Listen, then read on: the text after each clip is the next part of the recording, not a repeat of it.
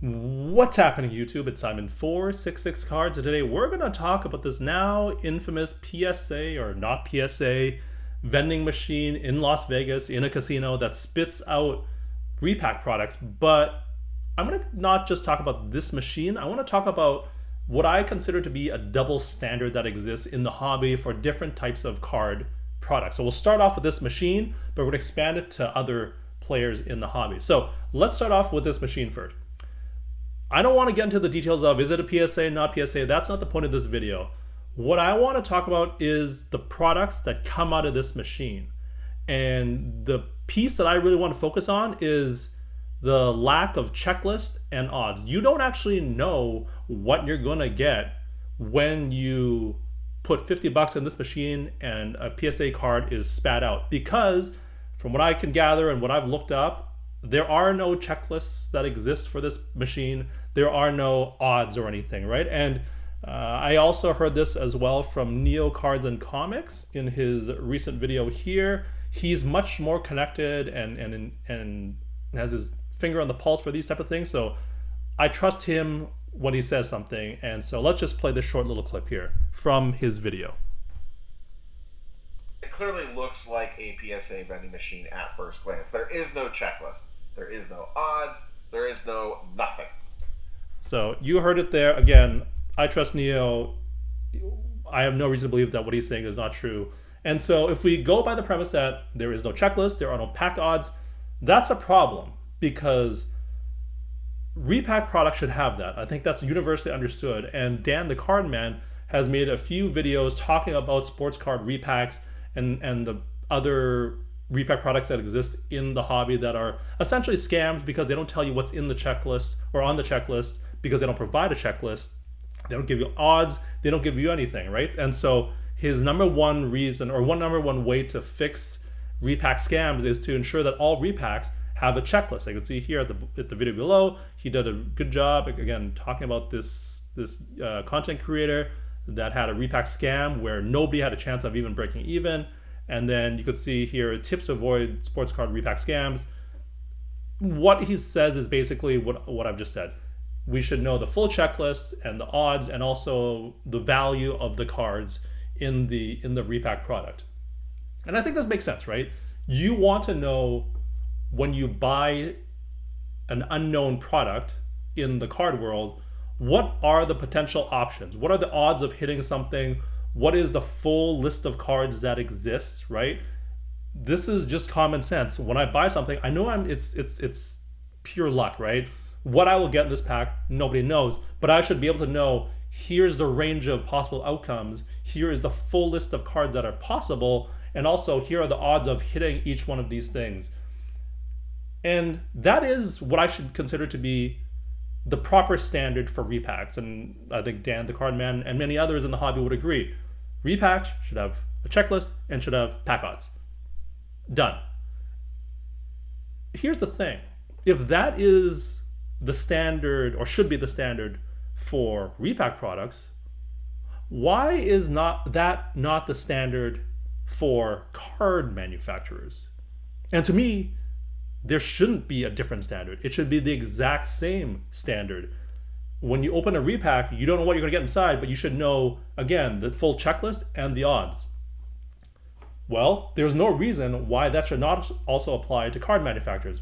When you rip open a pack or a box or even a case, you should know here's the full checklist, and as a result, here are the full list of odds, right?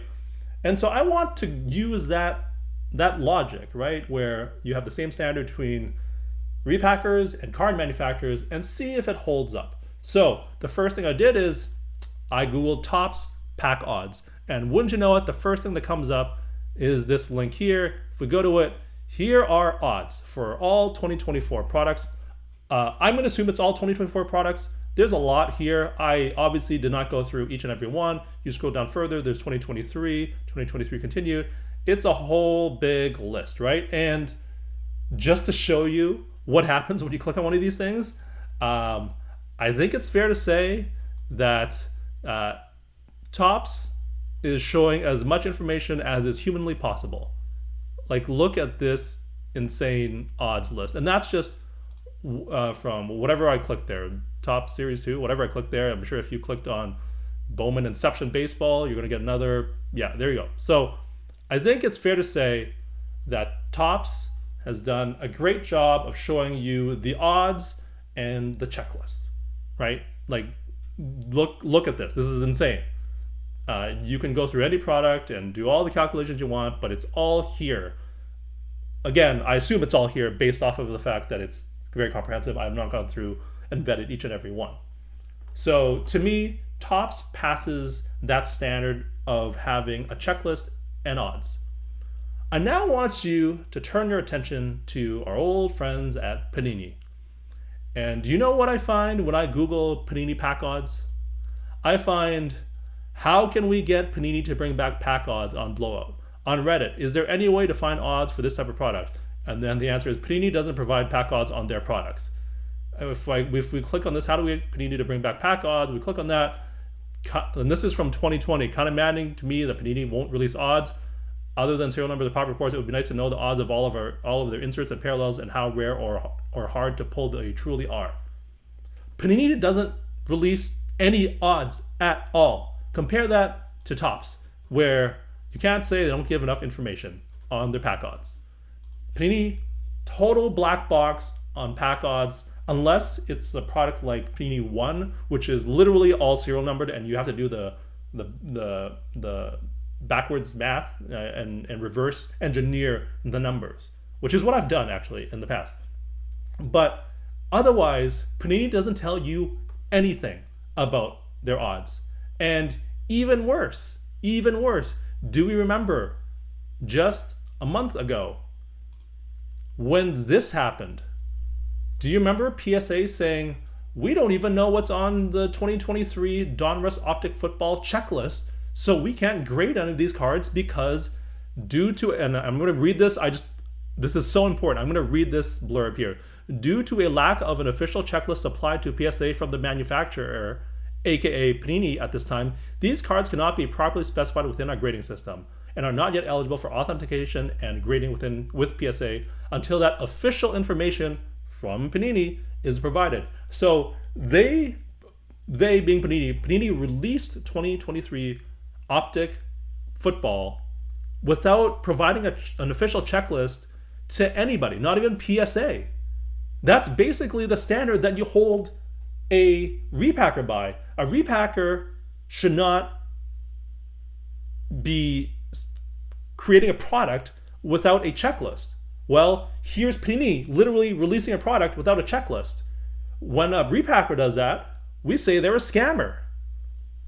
So why don't we hold the same accountability to Panini? They don't give you any pack odds, any idea of how big the print run is.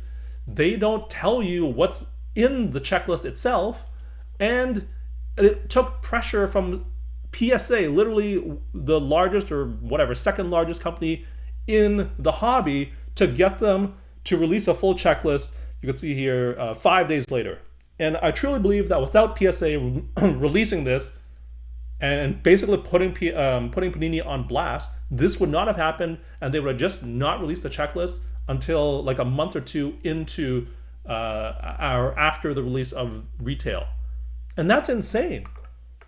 Because if a repacker did that, we would just be saying scam, scam, scam, scam, scam all over the place until the cows come home, because it would be a scam. So why do we not hold Panini to that same standard that we hold a repacker to? Repacker doesn't release the checklist, scammer, right? Panini doesn't release the checklist. Nobody says anything other than, oh, that's just Panini being Panini. I would say if a repacker is a scammer for not releasing a checklist, then the big scammer of all in the hobby is Panini, if you use that standard. But we don't, for whatever reason. We're able to say that a repacker is a scammer, but Panini is not, because it's a double standard in the hobby for card manufacturers. And I don't think it's right, to be totally honest. I think Panini is honestly one of the biggest ripoffs and scammers in the hobby today, based off of the standard and the comparison that I've just made for you right here, right now. And I'm going to stick by that. Unless someone shows me differently, that they've done things that have proven their legitimacy, I I don't see how we can't say that Panini is a ripoff and has been a scammer and is basically just taking your money. Think of all the other things they've done. All of their RPAs, basically, except for flaws, all of the RPAs, they're patches that are not anything to do with the player itself. The player's never worn it, never touched it, never anything in it. It's off of Dick's Sporting Goods discount rack, and that's why you get these patches where the patches aren't even the right patch from this right team. And like that's just one thing. There's so many things that Panini has done, and I think to me, when this PSA vending machine debacle came out, I just thought to myself, wait a second, Panini does the exact same thing that scammer repackers do. And so that's the video, is that this just I'm just making these logical jumps here from how we set standards for repackers and how we set standards for Panini and card manufacturers, and how Panini fails. Like nothing about pack odds, like not even willing to release checklists, like absolute failure. And they've been doing this for years. And so I think I'm now saying, like, isn't it time we hold Panini accountable and just call them for what they are, which is basically rip-off artists and scam artists, based on the fact they won't tell you anything about the product. Like they literally wouldn't even tell you what is on the checklist.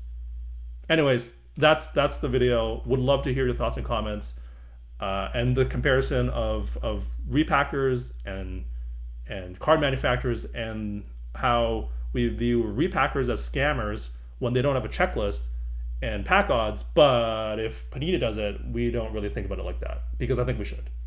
Would love to hear your thoughts and comments down below on this one. Thank you as always for listening and watching. I will talk to you all soon. Cheers.